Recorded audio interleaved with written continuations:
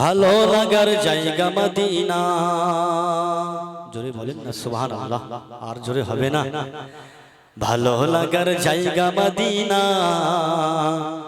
ভালোবাসার জায়গা মদিনা, ভালো লাগার জায়গা মদিনা, ভালোবাসার জায়গা মদিনা। এত সুন্দর জায়গা কোথাও মেলে না, এত সুন্দর জায়গা কোথাও মেলে না। সাজিয়েছে সাজিয়েছে সাজিয়েছে দয়াল রব্বানা। জোরে হবে না সুবহানাল্লাহ। সাজিয়েছে দয়াল রব্বানা, ভালো লাগার জায়গা মদিনা, ভালোবাসার জায়গা মদিনা, ভালো লাগার জায়গা মদিনা, ভালো লাগার জায়গা মদিনা, ভালোবাসার জায়গা মদিনা। আল্লাহুম্মা সাল্লি আলা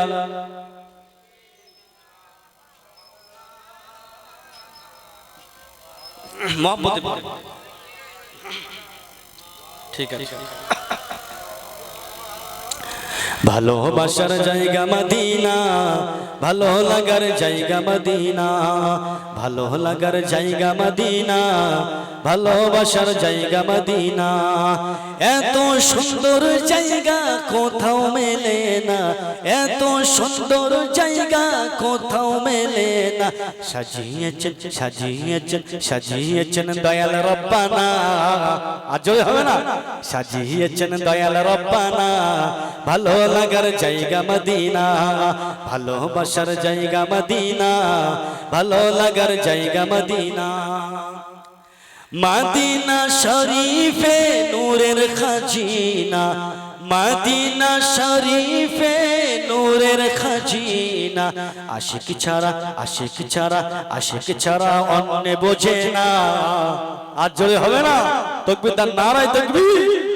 আশিক ছাড়া অন্য বোঝে না, ভালো লাগার জায়গা মদিনা, ভালোবাসার জায়গা মদিনা, ভালো লাগার জায়গা মদিনা।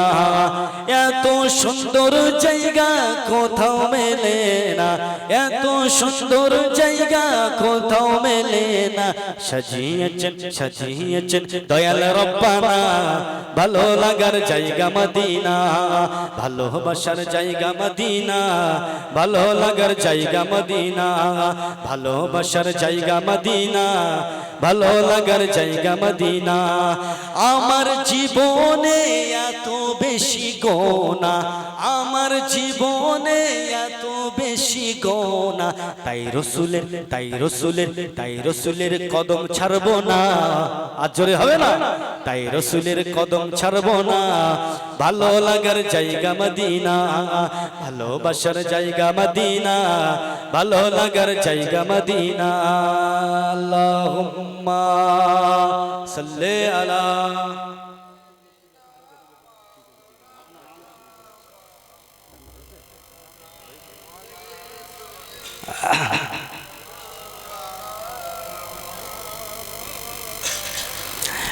একদিন কবরে যাব, কেউ তো যাবে না। সঙ্গে কেউ যাবে না বাবা, কবরে যাব সঙ্গে কেউ যাবে না। আহা, কেউ যাবে না। তাই কবি বলছে একদিন কবরে যাব, কেউ তো যাবে না। একদিন কবরে যাব, কেউ তো যাবে না।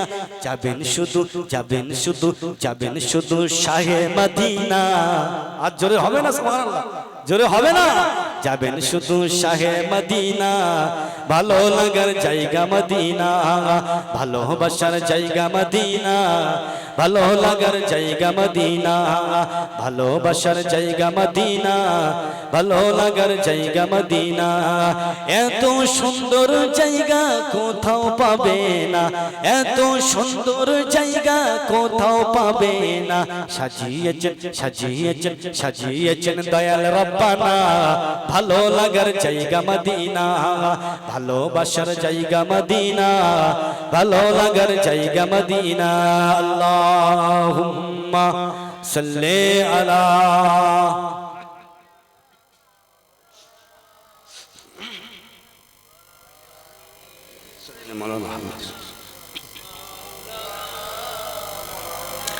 এ তরুণ যুবকেরা, হে আমার বন্ধুরা, এ আমার মুরব্বিয়ান গণেরা শুনে রেখে দিন বাবা, জেনে রেখে দিন। তাহলে আপনাদের খেদমতে একটু বলে যায়, নামাজে কারোর মন থাকে না, নামাজে মন দিতে হবে বাবাজি।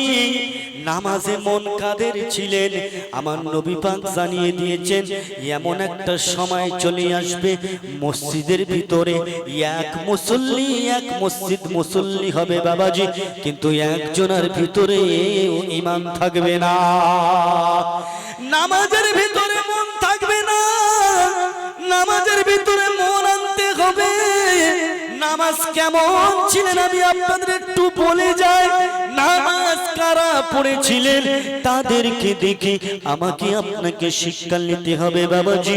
আমার আপনার নবী, দয়ার নবী, নূর নবী, হাবিবুল্লাহ জনাবে মুহাম্মদুর রাসূলুল্লাহ সাল্লাল্লাহু আলাইহি ওয়াসাল্লামের একজন সাহাবাটা এমন করে পায়ে ক্যান্সার হয়েছে বাবাজি, পায়ে ক্যান্সার হয়েছে।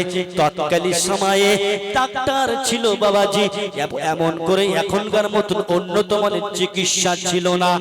এখন যেমন ওয়াশ করা মেশিন বার হয়েছে, অবাশ করা মেশিন বার হয়েছে, তখন অমন ছিল না মেশিন। তাই ডাক্তার সাহেব বললেন, এমন করে যদি আপনার পাটা যদি না কেটে দেই তাহলে আপনার ক্যান্সারটা সারা শরীরে কিন্তু ছড়িয়ে যাবে, এখনই আপনার পাটা কেটে বাদ দিতে হবে। ওই সময় কি করবে? সাহাবীদের ঈমান দেখেন বাবাজি, কেমন নামাজ ছিলেন দেখেন বাবাজি।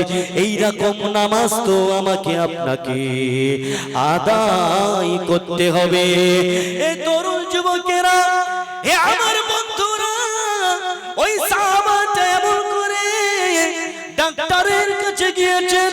ডাক্তার সাহেব বলতে লাগলেন পা কেটে বাদ দিতে হবে, তবে অবাস করার তখন মেশিন বার হয় নাই, তাহলে কি করতে হবে?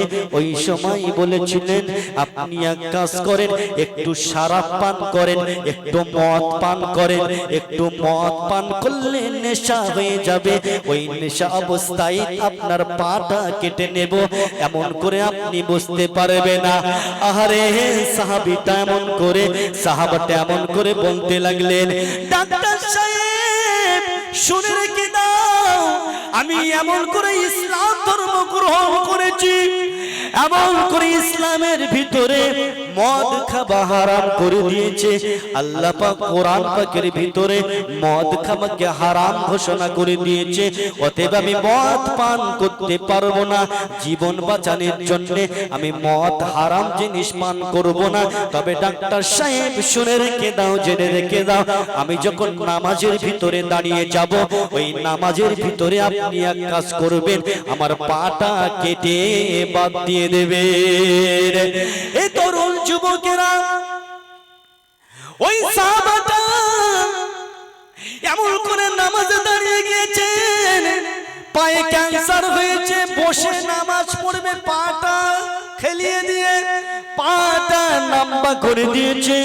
এমন সময় দেখা যায় ডাক্তার সাহেব, যেই সাহাবাটা নামাজ নিয়ত করে দাঁড়িয়ে গিয়েছে, ডাক্তার সাহেব আস্তে আস্তে এসে পাটা কেটে বাদ দিয়ে দিয়েছেন। নামাজ শেষ হয়ে গিয়েছে। ওই সাহাবাটা বলতে লাগলেন, ডাক্তার সাহেব, ডাক্তার সাহেব, আমার পাটাকে বাদ দিয়েছো কেটে। ডাক্তার সাহেব বলেন, আপনার পা তো কখন কেটে বাদ দিয়ে দিয়েছি। ও সাহাবা, আল্লাহর নবী সাহাবা শুনে রেখে দাও, আপনি যখন নামাজ পড়ছিলেন, ওই নামাজ হালাতে আপনার পাটা কেটে আমি বাদ দিয়ে দিয়েছি। তাহলে কেমন নামাজ পড়েছিলেন দেখেন, নামাজি হালতে পা কেটে বাদ দিয়ে দিয়েছে, কিছুই বুঝতে পারলো না। আর আজকের আমার আপনার নামাজটা দেখেন, এমন করে পিছন থেকে এমন করে যদি মশা কামড়ায়, এত জোরে বাড়ি মারে, ইমাম সাহেব পর্যন্ত চমকে যায় বাবাজি। আর এমন করে মাথা ঠুকে টক টক করে আওয়াজ হয়, এমন করে যেন ওঠবোস করছে, তাড়াতাড়ি ওঠবোস করে বেরিয়ে যাবে। সোনার মানিকেরা, নামাজের মতন নামাজ পড়েন যে নামাজ সম্পর্কে আল্লাহ নবী জানিয়ে দিয়েছেন আসসালাতু মিরাজুল মুমিনিন। এই নামাজ হলো আল্লাহ পাকের মুমিন বান্দা বান্দির জন্য আল্লাহ পাকের দিদার। এই নামাজের সম্পর্কে আল্লাহ নবী জানিয়ে দিয়েছেন আসসালাতু মিফতাহুল জান্নাহ। এই নামাজ হলো আল্লাহ পাকের বেহেশতের চাবিকাঠি। এই নামাজ সম্পর্কে আল্লাহ নবী জানিয়ে দিয়েছেন বাইনাল আর বাইনাল কুফতার কুসালা। যারা নামাজ পড়বে তারা মুসলমান, যারা নামাজ পড়বে না তারা মুসলমান না। এই তরুণ যুবকেরা, হে আমার বন্ধুরা, নামাজ আমাদেরকে পড়তে হবে। কেন আল্লাহ পাক হুকুম করে দিয়েছেন, তাহলে নামাজের মতন নামাজ পড়তে হবে আমাদেরকে। আল্লাহ পাক রব্বুল আলামিন আমাদেরকে নামাজের মতন নামাজ, আল্লাহ পাকের দিদারের মতন নামাজ পড়বার মতন তৌফিক দিন। বড় দুঃখের সাথে বলতে লাগে সমাজের মাটিতে যুবকেরা এখনো নামাজ ঠিক করে পড়তে পারে না, মসজিদে যায় না, নামাজ আদায় করেন না। কেমন করে আপনি মুসলমান দাবি করছেন? আপনি একটু চিন্তা করে দেখেন। আল্লাহ পাক আমাদের সব কিছু দিয়েছেন বাবাজি, যে আল্লাহ পাক আমাদের খেতে দেন, যে আল্লাহ পাক সুন্দর দুটো হাত করে দিয়েছেন, দুটো চোখ দিয়েছেন, দুটো কিডনি হার্ট এত সুন্দর টেক্সচার করে দিয়েছেন। রাস্তায় যখন ভিখারি যায়, একটা হাত নাই, একটা পা নাই, আরে কত কষ্ট পায় চিন্তা করে। আমি এমন করে দেখছিলাম ভিডিও, এমন করে মোবাইলে দেখছিলাম, দুটো পা নাই, আরে কত কষ্ট করে নামাজ পড়ছে, কত কষ্ট করে আল্লাহর ইবাদতে দাঁড়িয়ে গিয়েছে। হাত নাই, হাত নাই, তাও নামাজ ছাড়েন না, আল্লাহর ইবাদতে দাঁড়িয়ে গিয়েছেন। বাবাজি কত কষ্ট করে নামাজ আদায় করছেন। কেন তানারা বুঝতে পারেন, তানারা জানেন যে আল্লাহ আমার হাত দেন যে কত কষ্ট।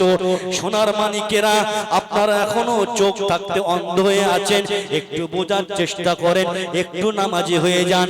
যুবকদের কি বলবো, সমাজের মাটিতে লক্ষ্য করে দেখেন বেশির অংশ মহিলারা নামাজ পড়েন না, মহিলা অধিকাংশ বেনামাজি।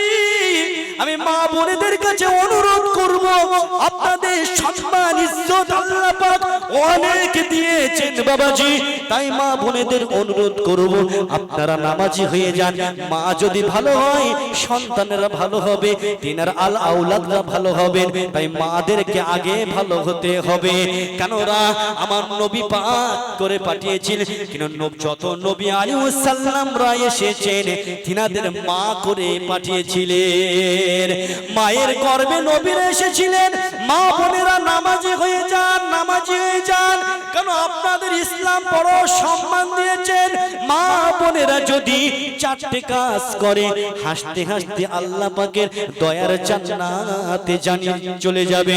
আল্লাহ নবী সোনার জবানে জানিয়ে দিয়েছেন, এমন করে যদি মহিলারা এমন করে যদি 5 ওয়াক্ত নামাজ আদায় করে আর পর্দার সাথে যদি থাকে, স্বামীর খেদমত করে, এমন করে আর যদি রমজান মাসে 1 মাস রোজা রাখে, এমন করে আল্লাহ নবী জানিয়ে দিয়েছেন ওই সমস্ত মা বোনেরা হাসতে হাসতে আল্লাহ পাকের দয়ার জান্নাতে চলে যাবে।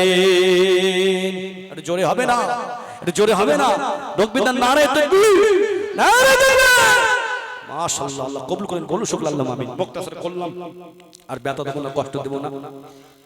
একটু কিয়াম সালাম পড়ি, আবার জলদি শুরু করে কিছু কিছু লোক বলছে কি সব পড়লি কিয়াম পড়িয়েছে, তাবারক কিয়াম পড়তে এবার শেষ করবে, ইয়া নবী সালাম আলাইকা, এবার সেই এসে আবার জলদি শুরু করেছে। এইটা তো তোমরা কি চালাক, হুজুর তার ডাবল চালাক, তোমরা কি চালাক, হুজুর তার ডাবল চালাক। হুজুরের কাছে প্রশ্ন করেছে ফেরাউনের দাদু স্ত্রীর নাম কি, এই সব বলাস করেছে। ও 14 গোষ্ঠী বলতে পারবে, হুজুরও সেরাম চালাক। নিয়ে আই বললি মুখস্থ হবে না, খাতা কলম নিয়ে আই বলেছে, খাতা কলমে এমন আরবির পেজ দিয়েছে ওর বাপ 14 গোষ্ঠী পড়তে পারবে না। বলে যেখানে গিয়ে কাগজ খুলে হুজুর কি আমি কি চালাক, আমার থেকে হুজুর আরো বেশি চালাক। কথা বলেন না। যাক আল্লাহ পাক আমাদের সঠিক বুঝ দান করেন, বলুন সুবহানাল্লাহ, আমিন। মুক্তাসার করলাম, সংক্ষিপ্ত সময় আলোচনা করলাম, দোয়া করবো, অনেক খাওয়া দাওয়ার ব্যবস্থা আছে, টাইম হয়ে গেছে। আপনার ব্যথা লাগনি তো, কষ্ট লাগনি তো, কষ্ট লাগনি তো, দুঃখ পাননি তো? যদি দুঃখ পান, কষ্ট পান, আল্লাহর রাস্তে ক্ষমা করবেন, দোয়া রাখবেন। ছোট ভাই হিসাবে, সন্তান হিসাবে আপনাদের গ্রামে খেদমতে আছে, আল্লাহ পাক করাচ্ছেন, দোয়া করবেন। ভুল মানুষ মাত্র হয়, বাচ্চা ছেলে ভুল হয়ে যায়, সন্তান হিসেবে, ভাই হিসেবে ক্ষমা নজরে দেখবেন। আর যা কিছু অসুবিধা সমস্যা কিছু হয়, মসলা কিছু কিছু হয়, আমার কাছে জিজ্ঞাসা করবেন, আমার কাছে জিজ্ঞাসা করবেন, বাইরে সমালোচনা করবে না। আমাদের বলার মানে আপনাদের গ্রামের অসম্মান করা। ইমাম মানে গ্রামের নেতা। যাক, আপনারা সকলে জ্ঞানীগুণী মানুষ, সকলে জানেন। আমার যদি কোনো ব্যবহারে, কোনো কাজে যদি কষ্ট পান, আমাকে বলবেন, আমি ভুল স্বীকার করে সংশোধন করে নেব। কারণ আমি খেদমতে এসেছি, দিনের খেদমতে, আল্লাহ রাসূলকে খুশি করার জন্য। মানুষকে কষ্ট দেওয়া যাবে না। ইসলাম কি বলেছে? মানুষকে কষ্ট দিও না বাবা, কথা বলেন না? যাক, তাই একটু মা বোনেদের ওয়াজ করে দিলাম আপনার সম্মুখে, ঠিক আছে? মা বোনেদের ওয়াজ আপনাদের সামনে করলাম। মা বোনেদেরকে অনুরোধ করবো নামাজি হওয়ার জন্য। আমার খুব আমার এই বাক্সা গ্রাম আমার খুব ভালো লেগেছে বাবা, খুব ভালো লেগেছে। কারণ আমি প্রচুর জায়গায় গিয়েছি, আল্লাহ নিয়ে গিয়েছেন, কিন্তু বাক্সা গ্রামে যাই করে বাক্সা গ্রামের মানুষগুলো খুব আলিম ওলামাদের ভালোবাসে, খুব মহব্বত করে। আহা, নবীর ওয়ারিসদের খুব ভালোবাসে, মহব্বত করে। আর দিলটা অন্তত বড় ভালো, নবীর মহব্বত দিলে আছে, ইসলামের মহব্বত আছে। জি, যখনই বলি ডাকি মাহফিল, আল্লাহ করে অনেক আপনাদের অনেক হয়, মাশাআল্লাহ। আল্লাহ পাক কবুল করেন, বলু সকলে আল্লাহুম্মা আমিন। ওয়াখির আলহামদুলিল্লাহি রাব্বিল আলামিন। মুক্তার করলাম, আসেন দোয়া করব। একবার দরুদ শরীফ পড়েন, আল্লাহুম্মা